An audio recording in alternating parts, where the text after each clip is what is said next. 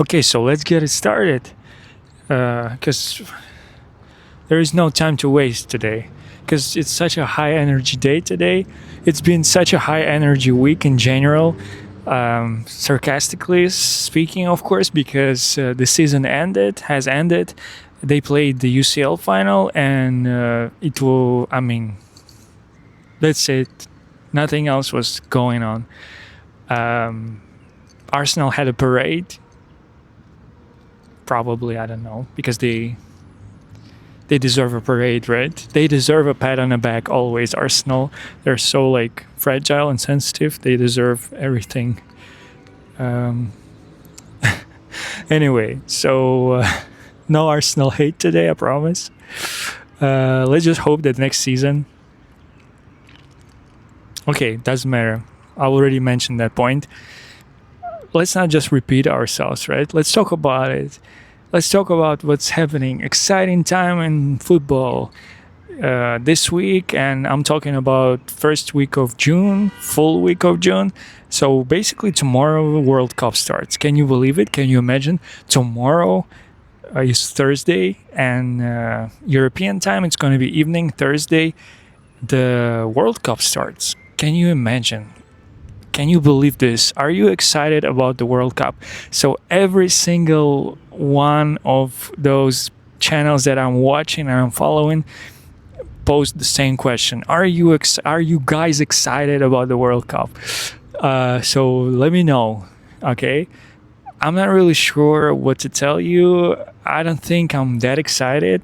I think hopefully the excitement will build itself during the competition, because obviously right now it's just kind of chill as hell.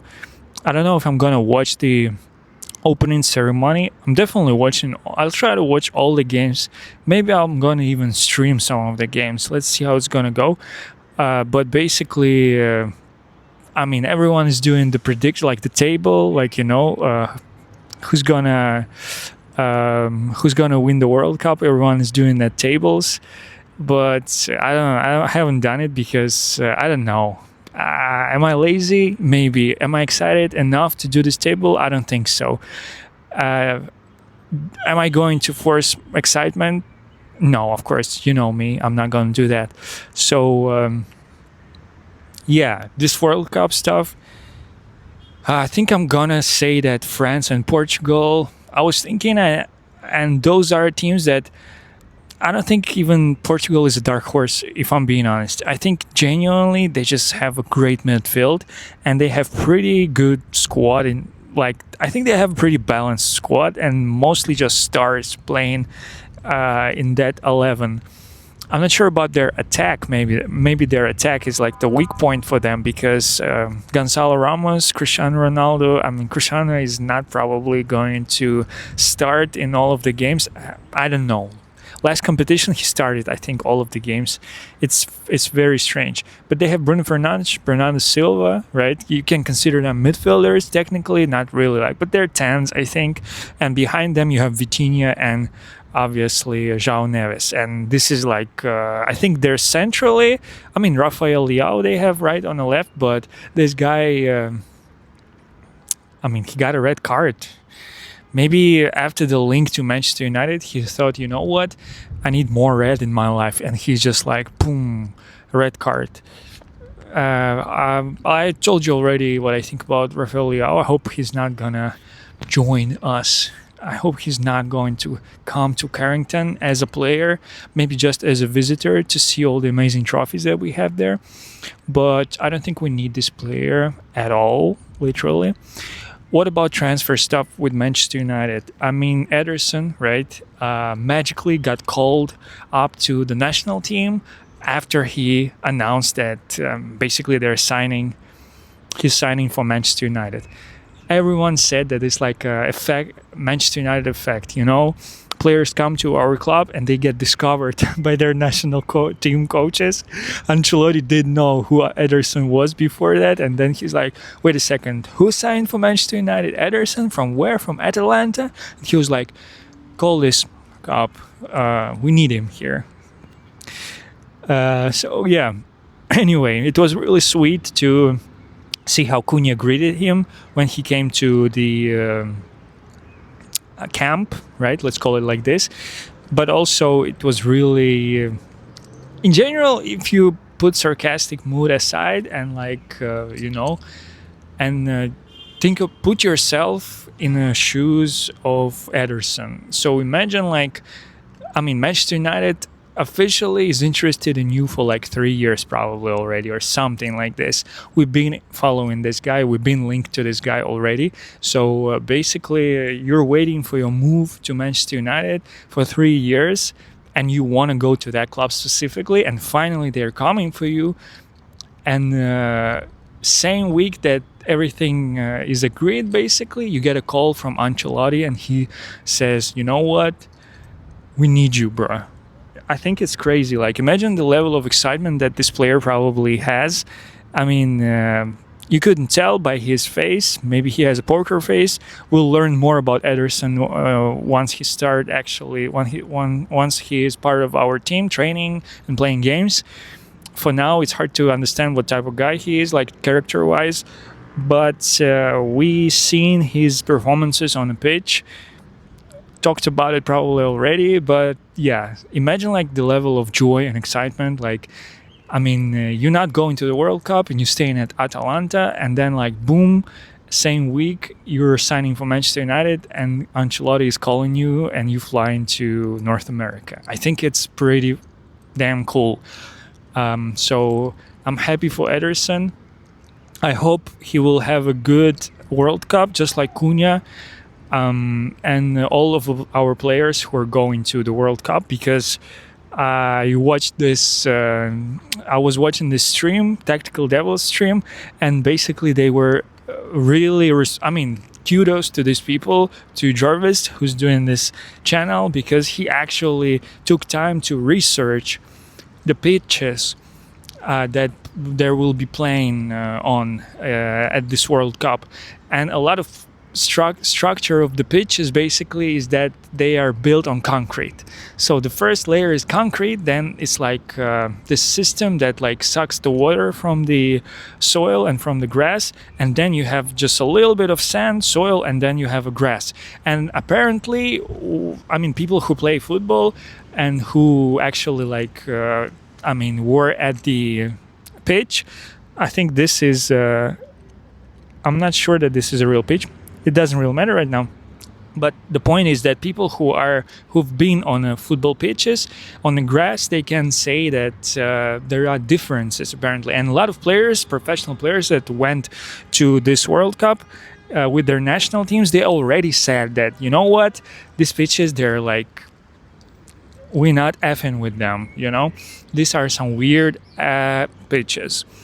But basically, I saw already some highlights from this like road to 26 games, pre-World Cup games, and I can tell that some players, maybe it's because of the weather, maybe because of the pitch, I think together it will be very challenging for some players to adapt to this, and maybe we'll see some injuries, unfortunately, because the pitches are more like hard, I guess, and the way ball bounces off the grass, it's different, because once again it is built on concrete.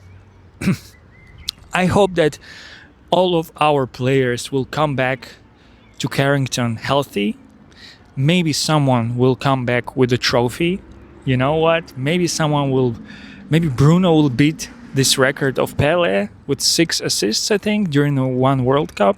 Maybe he's gonna do that. It would be so great for him to do that. I think he actually can do that. So I hope everyone will be healthy by the time we need to start our preseason, because we don't need no injuries during this World Cup. That's the last thing that we need. What else? Eriksen.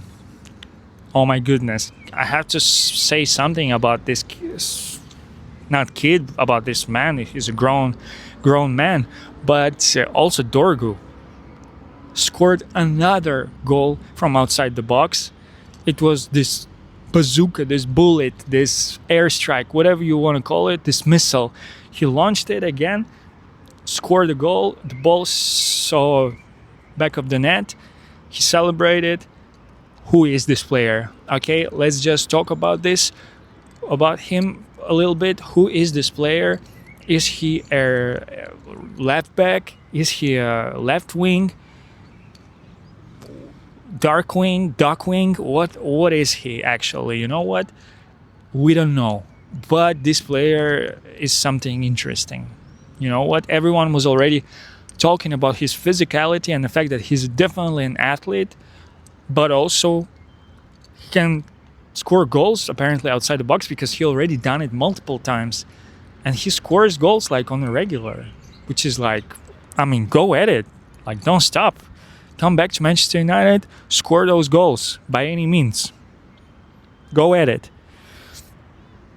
But Eriksson also, so Denmark were playing against Ukraine, and apparently this guy had another heart attack on the pitch.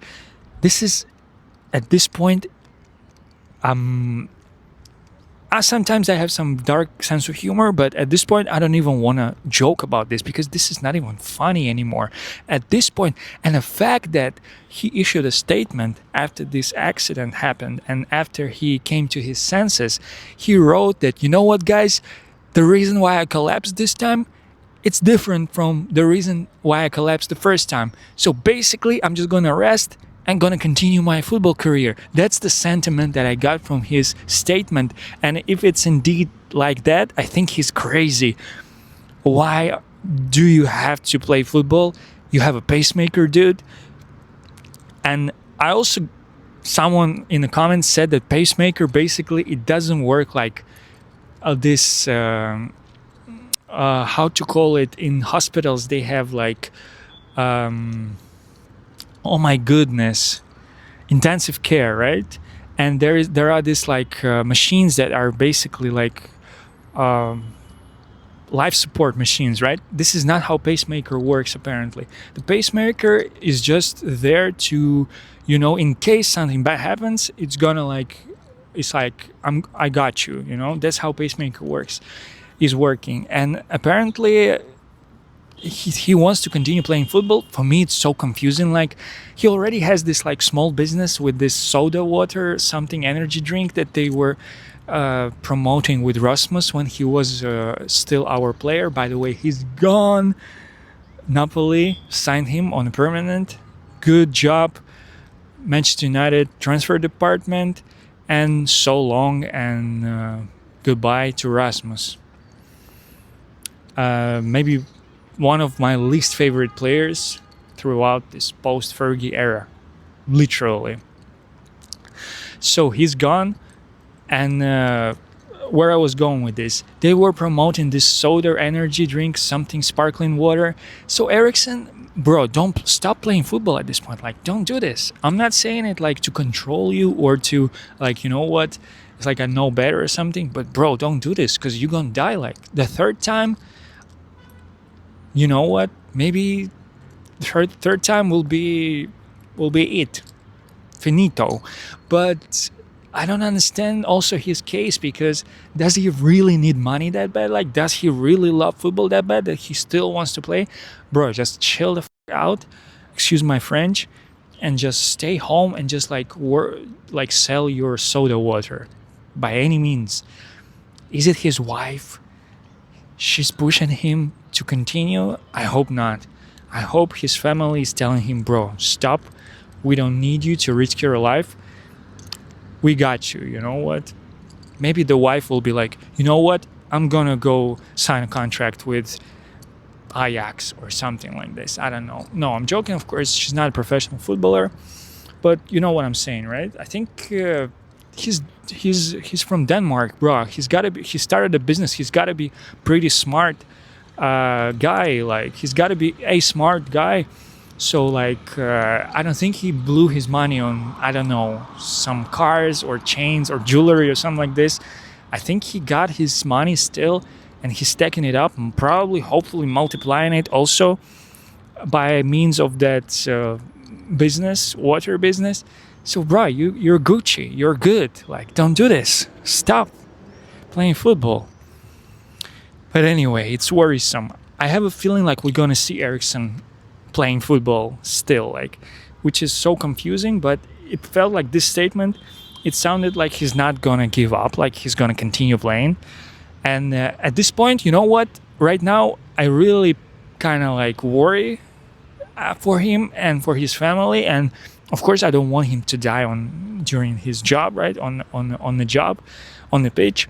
However, if this guy just goes against all recommendations, against the doctor's advice, if he still goes and plays football, I'm sorry, like, because bro, you've been warned by this time already twice. Okay, how much more times do you need? Like, do you even have a third time? Do you even have a third warning?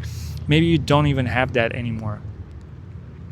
So God bless Ericsson, his family, and let's wish him health, because this story was like it was not cool, especially considering those two things that I was talking about before, about this heat that players already experiencing because they're in camps already in North America, and also the pitches, the pitch quality, the structure of the pitch, all those two things will probably contribute to some injuries.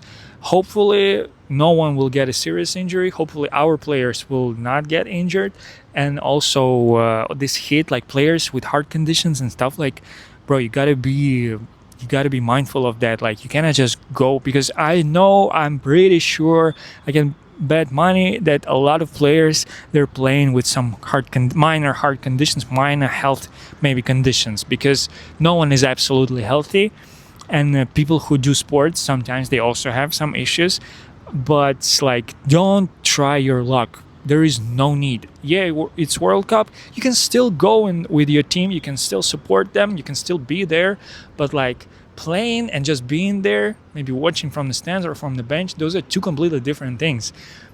Because obviously, when you're running up and down the pitch and it's heat, and the pitch is not the European one, I mean, bruh. Anyway, what else happened? Like some other games.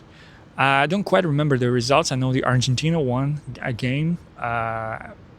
Colombia, right? I think they won also. They were playing an Arabic team, I think. Some other games.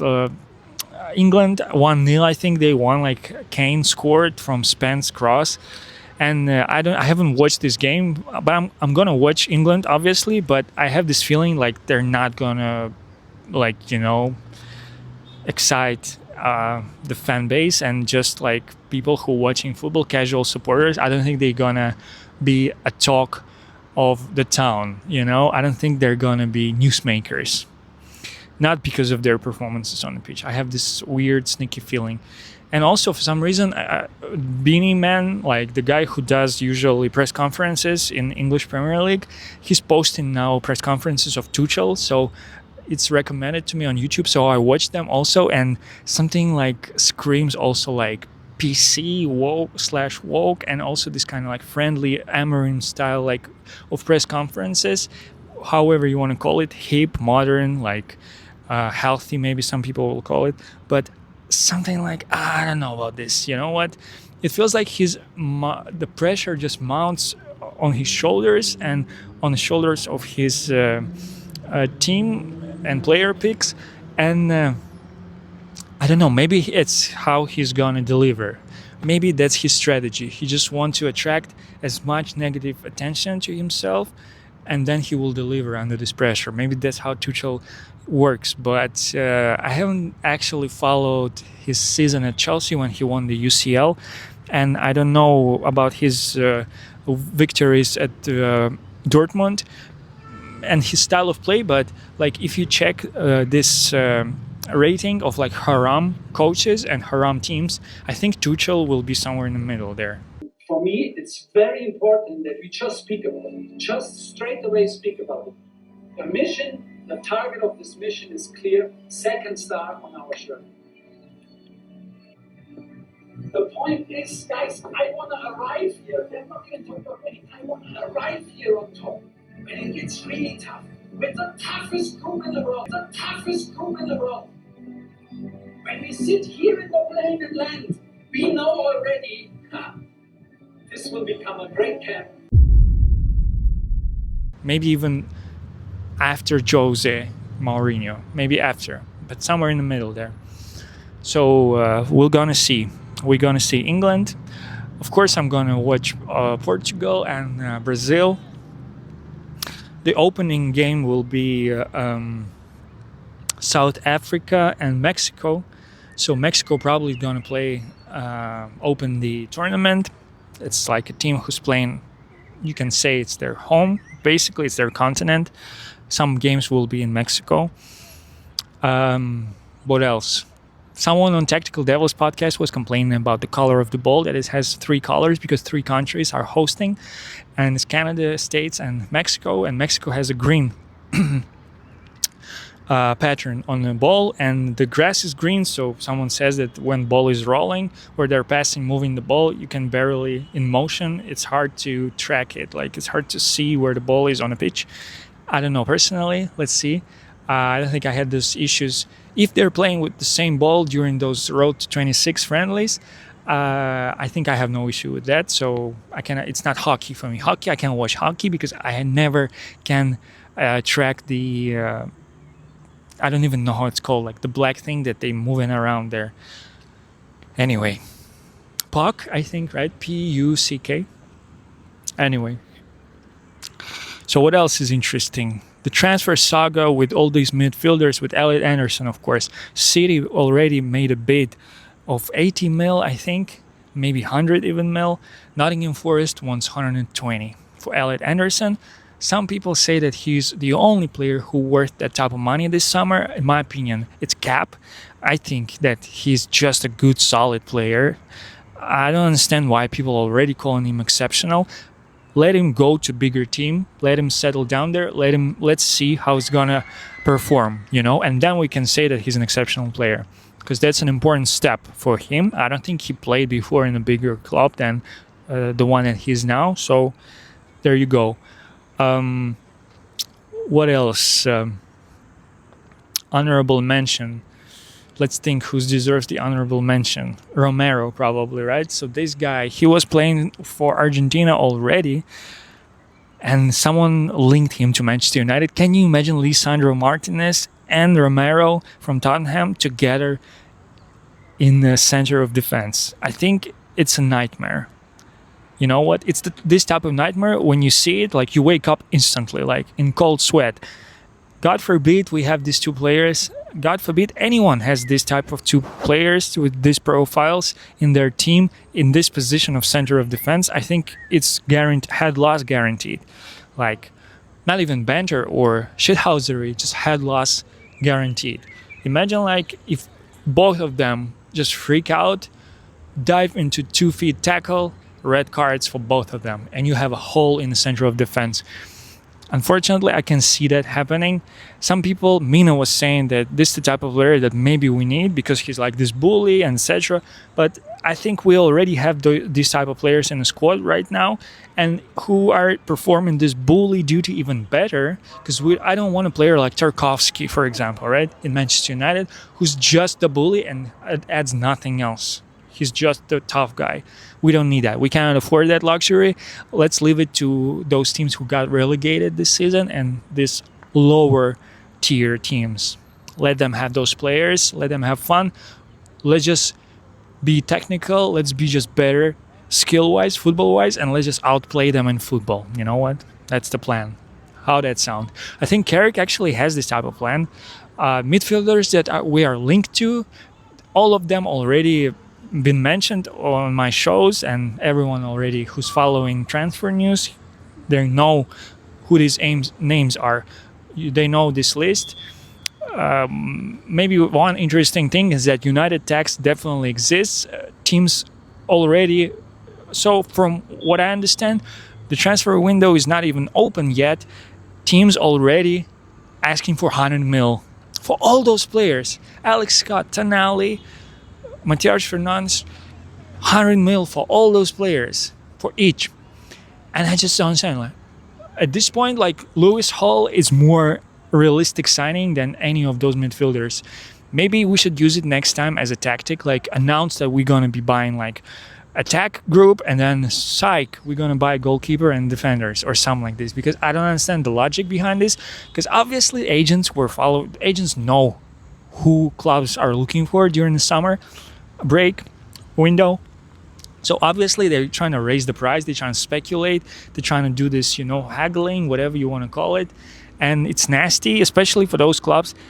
So Mina said, right, that, and objectively it is true, but I heard it from Mina, that basically West Ham are in deep shit. Excuse my French, they have problems. They have issues with staff, like senior staff members and those financial directors, probably CEOs, etc. So apparently a lot of this senior staff, executives, they will be leaving the team. Also, there is some issue with the owners, and obviously they got relegated, and obviously they're going to sell players. So they need to raise money, they need to sell players just to stay afloat at this point, or just to match the demands of championship, because Premier League, obviously they pay you money as a member of this club, and also you have privileges when you are in Premier League. And I think there are different also financial windows and different financial limitations, and in general like borders for clubs that are in Premier League and in Championship. So West Ham now has to scale down their operation, I guess. I don't know. They got to sell their talent, their staff. And we're happy to take Matheus Fernandes. I think he's already kind of, he's been talked with by Bruno Fernandes, I'm sure, and Diogo Dalot. I'm pretty sure that they already explained to this guy the situation that, bro, you're just gonna be a Manchester United player next season. How about that? I don't think he has a choice, to be honest, especially when everyone is saying that Bruno Fernandes is his role model or something. Of course, he wants to play with. I think Bruno Fernandes right now, he's the best player Portugal has. I don't think it's Nuno Mendes. I don't think maybe with Vitinha and João Neves, but also they won a UCL, obviously. But Bruno got the assist record in Premier League, and he's a player of the year in Premier League. And I think he's up there. He's a different type of player, obviously, to Vitinha and João Neves. But I think those three players, they're the best players, probably. Maybe Nuno Mendes is there also somewhere. That Portugal has most informed, most ready, most dangerous players that they have right now, because Cristiano Ronaldo, obviously, he can score a goal. He will score a goal, obviously. I'm sure that he will score a goal during this tournament, but come on, guys. No one expects him to be the leader of the team, on the pitch, and to just, give assists, dribble, win duels, headers, and score goals. No, I think he's going to be very careful, because all players that are, let's say, not doubling down on their own fitness, but all those players that are actually concerned with their own fitness, because there are some players who just do what the medical staff and training coaches says to them in their teams, but some players they do their own fitness, like Šeško, like Diogo Dalot, like Cristiano Ronaldo, some other players. So they have all those gyms at home, they have saunas at home, these recovery centers, etc. So they're basically interested, they're doing it in their free time. And I think those type of players, they will be extra cautious during this World Cup, because no one wants to get injured and miss the start of the season, or maybe the whole season if the injury is severe. But enough about injuries, let's not talk about it anymore. So yeah, Bruno Fernandes, Matheus Fernandes, I wonder is how it's going to be B Fernandes and then M Fernandes, right? And one will be 8, another one will be 18, maybe, I don't know. But I can see that happening. Already been talking about Matheus Fernandes. Of course, I want Wharton also, but it seems like we are not linked to this player at all. I think we're more linked to Baliba than to Adam Wharton. For some reason, I don't even know. Adam Wharton is quiet right now. I don't even know who's going for him. I was arguing already, of course. I had nothing to do, so I was joining the conversations and on Reddit in those Manchester United groups, and already I got attacked by some users there. They love attacking for different opinions there for some reason, and So yeah, apparently no one wants Wharton in Manchester United fan base on Reddit. They think that he's slow, that he has injury record that is apparently more worrisome than Alex Scott, even though Alex Scott is is he younger than Wharton? For some reason, I feel like he's younger than Wharton. He already had 2 injuries, and he had 1 knee surgery and menisc injury. I think it's pretty severe knee injury, and he already had it. And surprise, surprise, watch his highlights. Watch how he plays. He goes into weird tackles, but at the same time, he's not even like it's not his focus. He's not a tackle defensive specialist.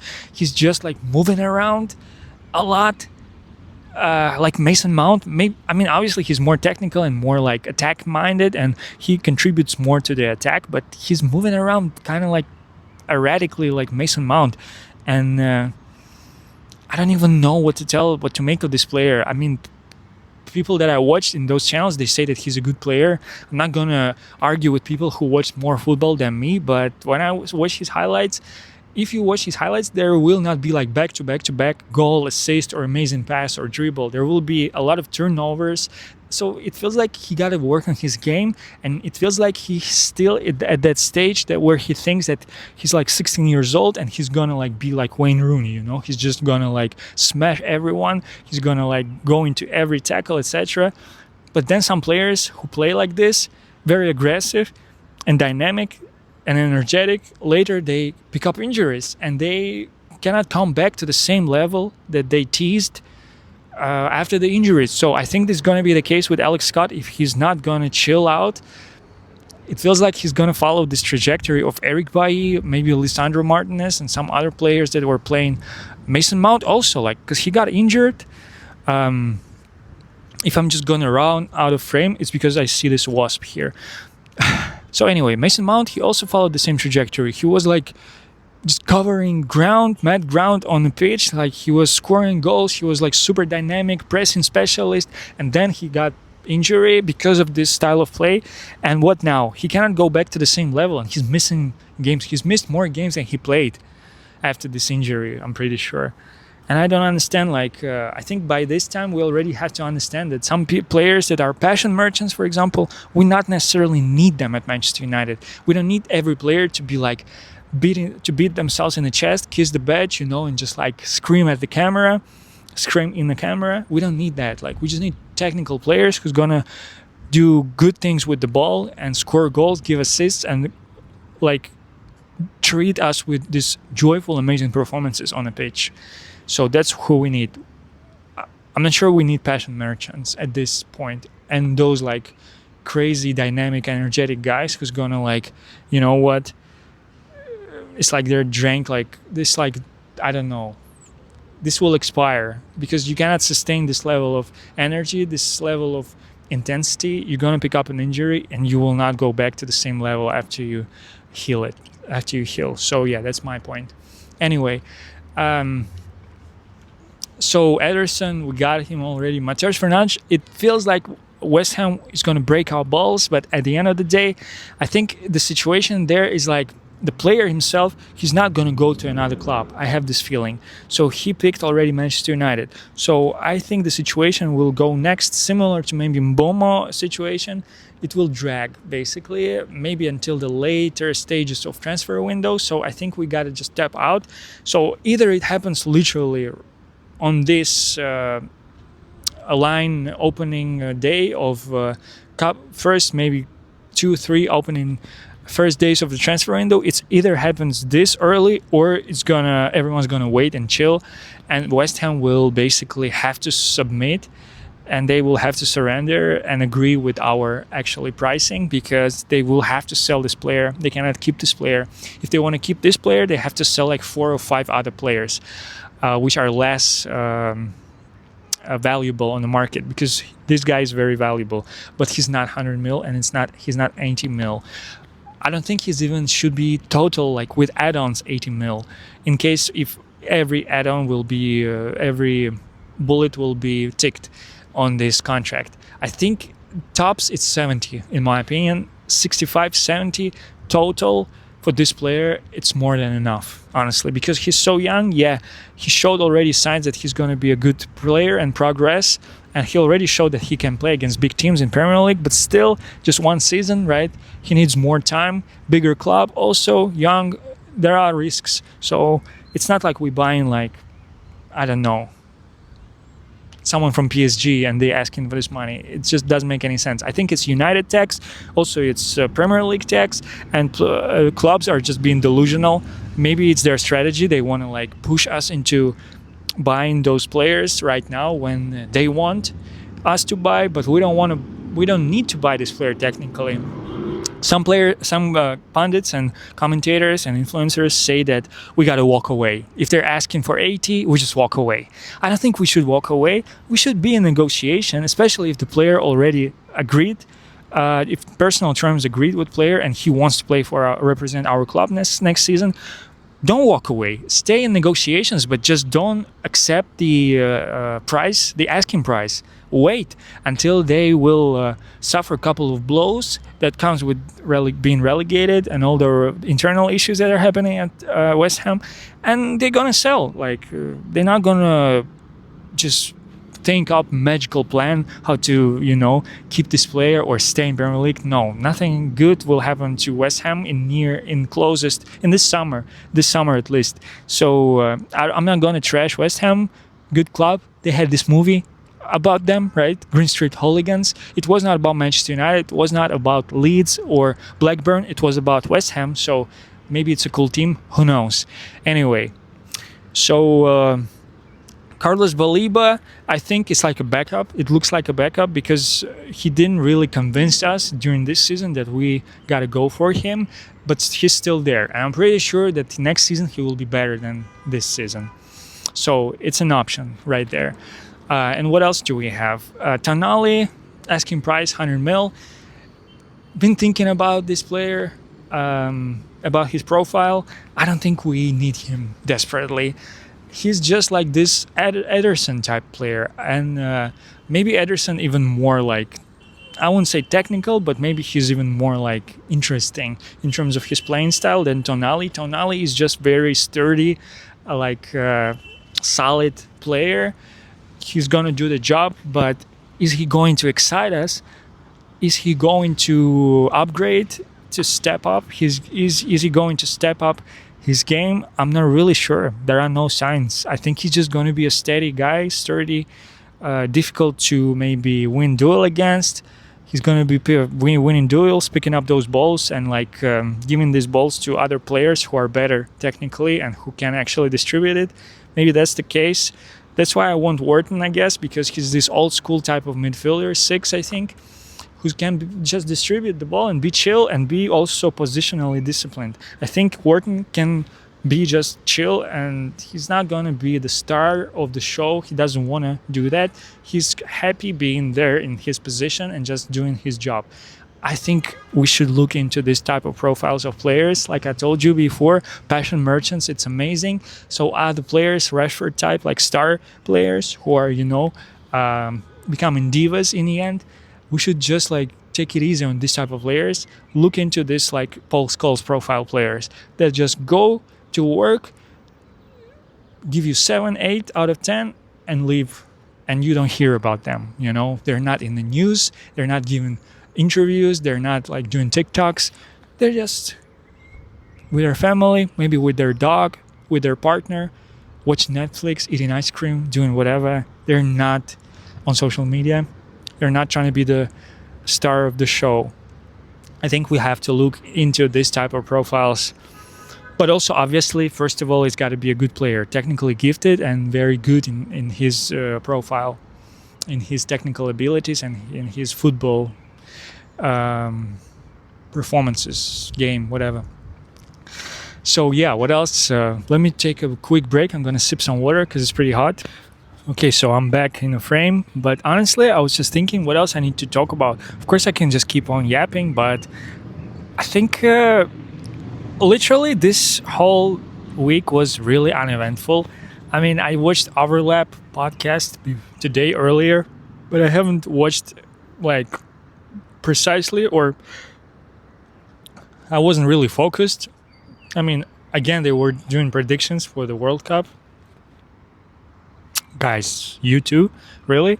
Anyway, and so yeah, I watched some shows from these channels that I follow. I mean, everyone's just talking about transfer sagas, but my advice is just like not stop paying attention, because obviously people are making content and they're like invested in this.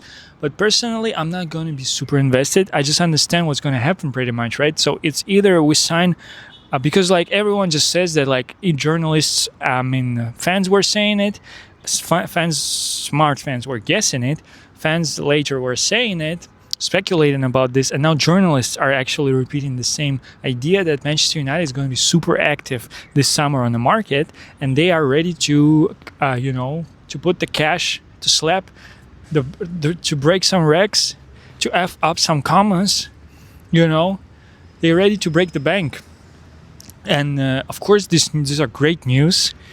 So what does it mean? Judging by the way that we dealt with Ederson, right? And that already, even before the window opened, already the links and negotiations probably ongoing with some of those players like Matheus Fernandes. It tells me that, again, with other players, similar situation, it's either we're going to sign some players, we're going to announce players at the very first couple of days of transfer window, or this thing will just drag out, because I'm pretty sure that those targets are already established. Like I said before, if players agree terms with the club and they want to go to Manchester United specifically, right, and they understand the situation, and the situation is explained to them by their agents and by the club, in this case, we're just going to see the situation like similar to Mbomo. We're just going to wait for I don't know how many weeks. Maybe we're going to wait for a month. Of course, it's kind of like, bites us in the ass, because those players won't be able, eventually when there will be signed, and I believe there will be signed, they won't be able to participate in the preseason, and they won't be able to join our squad, already existing squad, so they can gel and start training together, etc. So there's going to be a delay, which will affect the start of the season, unfortunately. But what can you do? Those players, we need those players. And do we need to buy them right now for this weird price? No. Can we wait? Yes. I mean, should we wait? No, but we gotta wait if we want to shake down the price. Some fans are saying like walk away. Some fans are saying splash the cash. But I think it's Manchester City approach, right? It's like, oh, so Nottingham Forest are asking for 120. You know what? Splash the cash. Who cares? That's Manchester City approach. And I know a lot of fans of theirs who has this opinion, and in general this type of pattern when it comes to transfers. At Manchester United, it's a little bit weird, because I don't understand really the fan base. I'm going to criticize the fan base right now, and I don't know if they're going to come for me or not. They're already coming for me for any type of different opinion on Reddit, so who cares, right? At this point. So basically, I don't understand some of Manchester United fans who are saying that, you know what, F Glazers, F the owners and Ineos, but at the same time, for why, right? F them, because they run the club inefficiently, and we are not able to buy players just like Liverpool or Manchester City buying players, right? Like splashing the cash, not doing too long of negotiations, just paying the price and just being happy with it, right? So basically spending more and not even like tracking their spendings, just like spending, right? Now, I'm not saying irresponsibly, but spending without like, sort of keeping in mind what are your financial goals, just like whatever. Not caring really about this financial situation. I don't think that we should care about it too much, but at the same time, okay, it's not a wasp, so who cares? I don't think we should care about it too much, but at the same time, we gotta understand also like that this new approach that Ineos are applying, it's really not that bad. What they're basically saying is that, yeah, some people will say that the prices for merch are increasing, the prices for seasonal tickets are increasing. In general, the prices for games are increasing. And I understand this kind of like, you know what? It's like a red flag, obviously. Also, the fact that they fired a lot of people, right, when they just came, it was also a little bit like, you know what are you doing? But at the same time, if you kind of like think about the bigger picture, right? So, club already announced that they want to have a new stadium. It's time to start thinking about, start building it. At the same time, the same fans, they were displeased with the way we were doing our business in the market, because we were just buying weird players, to be honest. Not necessarily we were targeting profiles. We just were basically just following coaches' preferences. Like Ten Hag basically was the last coach, right? Who was just saying like, buy me these players, because he brought his own like guys that he worked with, all of them. And it didn't really work out, to be honest, right? And now we have those players on our hands, and they're on contracts. We have to use them. We cannot just like, kick them out of the club, whatever. So yeah, so some fans, they're criticizing Ineos for not being ruthless enough and not being excited enough and invested enough in the club's business to be able to do the deals, different type of deals with different type of speed, with different type of players, and also approaching the football in general, right, in a different way, in a more determined, more invested way. So the same fans, basically, they don't want to pay this money now for these players, and I'm just kind of confused. Like, so wait a second. So if you criticizing Glazers and Ineos for not basically investing enough money into the club, so that we can buy new players each summer and just like do the rebuilds in January also. But at the same time, now asking price for Tonali and Matheus Fernandes 100 mil, you don't want to pay that price. So I don't really get that. You know what? It's like at the same time you're demanding to be to pay and to be generous with money, but at the same time you're just coming from this very economic, very like kind of approach that is like, what? Let's save up. Let's not go crazy. So I don't really understand that approach. I think you gotta already pick a side, right? And you just gotta also check yourself on what you're saying, and gotta be consistent.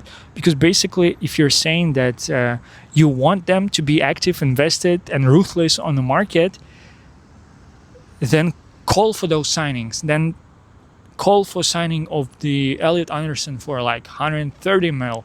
Call for the signing of Tonali for 100 mil, etc. Push this agenda then to the fullest. But I don't understand that. It's weird at the end of the day. So it's like at the end of the day, it's only in their head they know what's the way, right? So, and no one else, you can guess what is the way, right? But no one will guess the way because it's only in your head, right? So for this player, yeah, we can pay 100 mil. For this player, we cannot pay 100 mil. We got to walk away. But the Glazers are at fault because they cannot like splash the cash, basically. It's like all those things that don't make sense. If you're a logical person, it's like, it's very like, the picture is very unclear. It's like all over the place. Just like the name of the first, I think, show. What will be the name of this show? I don't really... The Heat, maybe, or something like this. Because it's getting hot here, where I am right now. And World Cup, it will be even hotter there. And we're going to see a lot of sweaty faces and a lot of water breaks, a lot of sprinkles, a lot of this stuff. So yeah, let it be Heat. Also Miami, England, I think the first camp they had, it was in Miami Heat. Whatever, Heat. That's the name of this episode. Yeah, so there's more to talk about, but I think I'm gonna take a break because I think I'm out of topics, if I'm being honest. I hope that I brought enough energy to this show so far, because all type of content that I was watching this week, it was so low energy. And first of all, I wanted to name this episode Low Energy, but now, you know what, let's call it Heat, actually. So because something is bubbling, something is heating up, and we're gonna have very exciting June. I think we're gonna have a great summer, and I think it's gonna be very exciting. So let me think about other points. Let me think what else can I talk about, and I'm just gonna continue later. Later, alligator. Yeah, guys, so later, alligator. What was my plan actually? My plan was to take a break, come home, maybe eat, maybe sleep for a little bit, because I was exhausted, let's be real. And continue talking. But then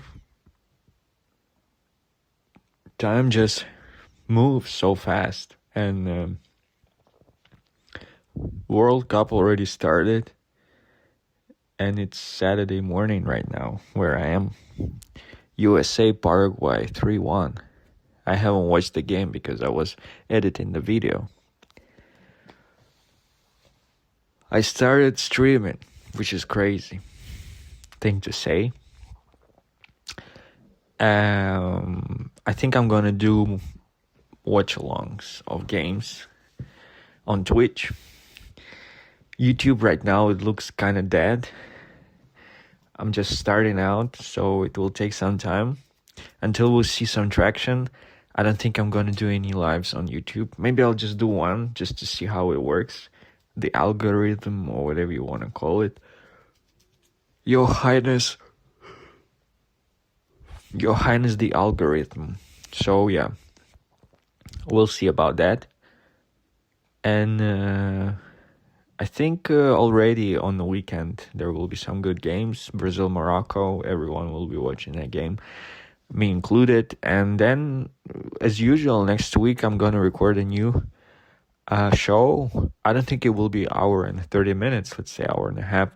Probably it will be less than an hour, because objectively speaking, if no major news will arise, I think I'll try to keep it shorter and quicker, because I think my editing is getting better and I'm, spending less time on it. So definitely I'll be able to publish videos faster. So on that note, I wish you all a good week. Until next time, see ya.